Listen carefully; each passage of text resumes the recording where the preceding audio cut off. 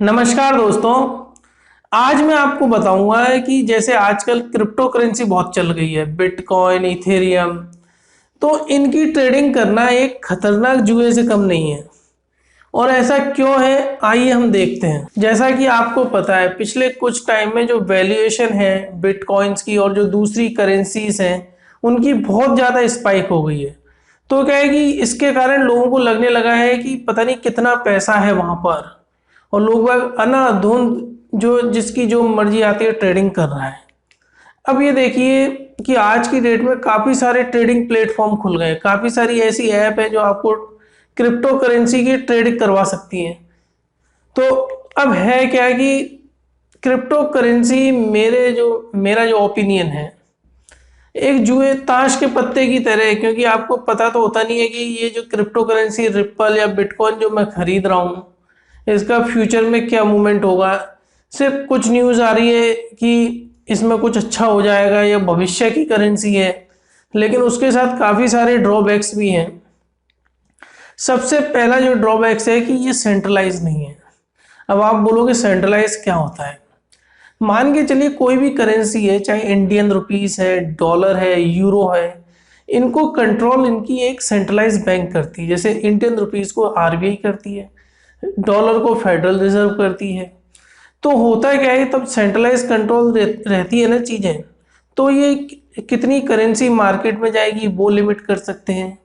Currency ज़्यादा fluctuate ऊपर नीचे ना हो, उसके अंदर कोई ब्लैक ट्रेडिंग ना हो, यानी कि किसी तरह का कोई मैनिपुलेशन ना करे उस ट्रेडिंग में। उसके लिए गवर्नमेंट के रूल्स रेगुलेशंस होते हैं, रेगुलेटरी अथॉरिटी बॉडी होती है। क्रिप्टो करेंसी में क्या है कि वो किसी एक गवर्नमेंट की तो है नहीं, ना कोई रेगुलेटरी बॉडी, ना सेंट्रलाइज। उसके अंदर मान के चलिए आपने कोई नई क्रिप्टो करेंसी खरीद ली रिप्पल, और अगले दिन ही पता चला कि वो किसी फ्रॉडुलेंट आदमी ने ही बनाई थी वो रिप्पल करेंसी, और वो गायब हो गया। तो आपके पास कोई भी लीगल कोर्स ऑफ एक्शन नहीं है उसके खिलाफ कुछ भी करने का, क्योंकि ना तो वो रेगुलेटरी बॉडी के अंदर आती है, ना वो सेंट्रलाइज है। वो सिर्फ एक सिस्टम में चलती हुई एक सिर्फ कोड्स है और कुछ नहीं। एनोनिमस है ये, क्योंकि बिटकॉइन किसने बनाया वो आज तक एक विवाद का सब्जेक्ट है कि ये किसने फाउंड किया, या कोई भी करेंसी हो। हाँ, ये जरूर है कि जो आजकल जो बात करी जाती है कि ये हैकर्स वगैरह इसका कुछ नहीं कर सकते, तो अभी तक ऐसा कुछ हुआ नहीं है बिटकॉइन में कि, या किसी क्रिप्टो करेंसी में कि किसी हैकर ने कुछ करा हो। एक ये एडवांटेज है अगर देखा जाए तो। अब मैं बात करता हूँ कि शेयर मार्केटिंग में ट्रेड करना और क्रिप्टो करेंसी के ट्रेडिंग प्लेटफॉर्म पे ट्रेड करने का क्या क्या अंतर है। क्योंकि आप ये कहोगे शेयर मार्केटिंग में भी गैम्बलिंग है, अगर क्रिप्टो करेंसी, ऐसा नहीं है। आप ये देखिए, मान के चलिए शेयर ट्रेडिंग में आज एक अमेजोन का आप एक शेयर खरीदते हैं, तो आपको क्या लगता है, अमेजोन का अगर आपने एक शेयर खरीदा तो आपके दिमाग में आएगा कि अमेजोन आज की डेट में बहुत बड़ी ई कॉमर्स कंपनी बन रही है, जो करोड़ों रुपए का माल पर डे बेच रही है, लाखों लोगों को जिसने एम्प्लॉय कर रखा है, और जिसका भविष्य आपको नजर आता है कि भविष्य में ऑनलाइन ई कॉमर्स ही सबसे ज्यादा फलेगा फूलेगा। तो यहाँ तो हो गई बैकिंग की, आपको समझ में आ रहा है कि यार अमेजोन के शेयर में दम है, मुझे उसको खरीद लेना चाहिए ताकि भविष्य में मुझे अच्छा रिटर्न मिल जाए। या कोई भी कंपनी ले लीजिए, रिलायंस ले लीजिए, आपको रिलायंस में लगेगा कि रिलायंस जियो भी आ गया, रिलायंस रिटेल भी है चल रहा है, तो मुकेश अंबानी जी काफ़ी ज़्यादा प्रोग्रेस करेंगे, तो मुझे रिलायंस का शेयर खरीद लेना चाहिए। वहाँ आप शेयर खरीद के रखिए, आपको साल 2 साल में अच्छा रिटर्न मिल जाएगा। अब बिटकॉइन की बात आती है। अब बिटकॉइन है, चाहे आप कोई भी करेंसी ले लें, बिटकॉइन ले लें, रिप्पल ले लें, इथेरियम ले लें, इनका इनहेरिट वैल्यू क्या है। इनकी इनहेरिट वैल्यू कुछ नहीं है। ये किसी भी तरीके से बैक नहीं है कि मान के चलिए बिटकॉइन आज की डेट में मार्केट वैल्यू $300 बिलियन की है, तो $300 बिलियन का आखिर क्या इनहेरेंट है।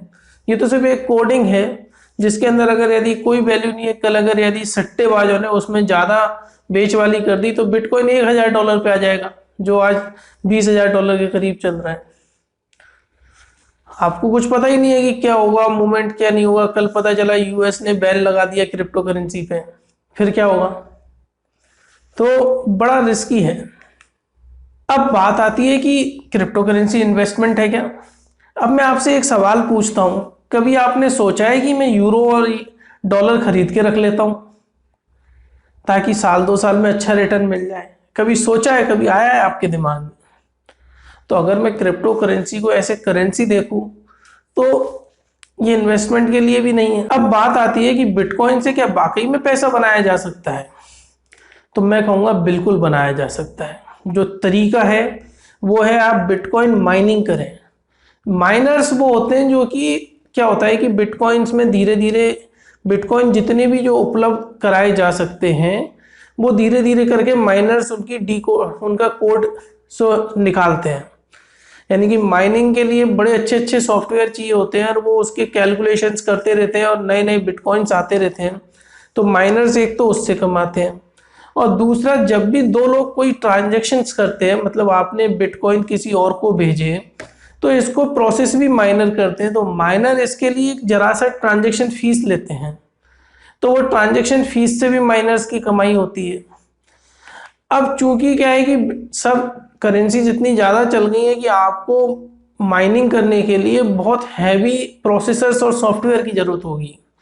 मतलब आप जो छोटे मोटे जो प्रोसेसर्स हैं उनसे काम नहीं चल पाएगा। अब दूसरा आता है कि और कोई इनसे तरीके हैं। अब और कौन से तरीके हैं, जैसे कि MLM मार्केटिंग, जैसे आज की डेट में काफ़ी सारी ऐसी कंपनियां खुल गई क्योंकि MLM मार्केटिंग वाली जो कहती हैं क्रिप्टो करेंसी में इन्वेस्ट करो हम पैसा देंगे।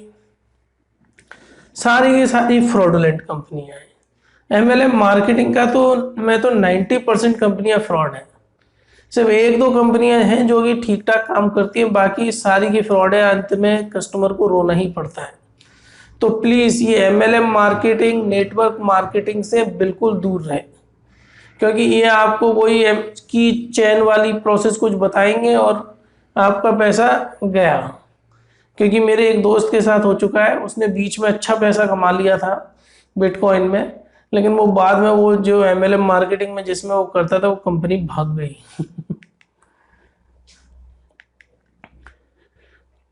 अब दूसरा, कई सारे ऐसे आर्टिकल्स या वीडियोस मिल जाएंगे जो बोलेंगे 11 ways of making money from bitcoin.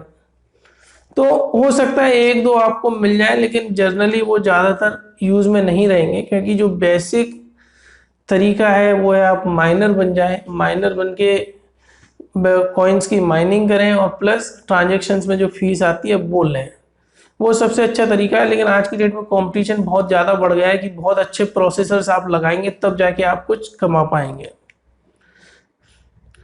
तो इसलिए मैं कह रहा हूँ कि बिटकॉइंस या क्रिप्टो करेंसी में जाने के लिए जनरली वो लोग सोचते हैं जिनको शॉर्टकट चाहिए लाइफ में, या जो अभी आज की डेट में अनएम्प्लॉयड है लेकिन वो सोचते हैं कि हम कैसी भी तरीके से पैसा तो कमा लें।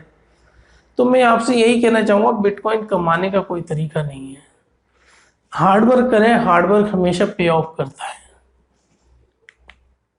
तो फ्रेंड्स, मुझे उम्मीद है आपको मेरा वीडियो पसंद आया होगा। प्लीज़ मेरा वीडियो अपने व्हाट्सएप ग्रुप में शेयर करें और मेरा चैनल लाइक और सब्सक्राइब करना बिल्कुल ना भूलें। मेरे चैनल पे आपको बैंकिंग से रिलेटेड हर प्रॉब्लम का समाधान मिल जाएगा। Thank you friends.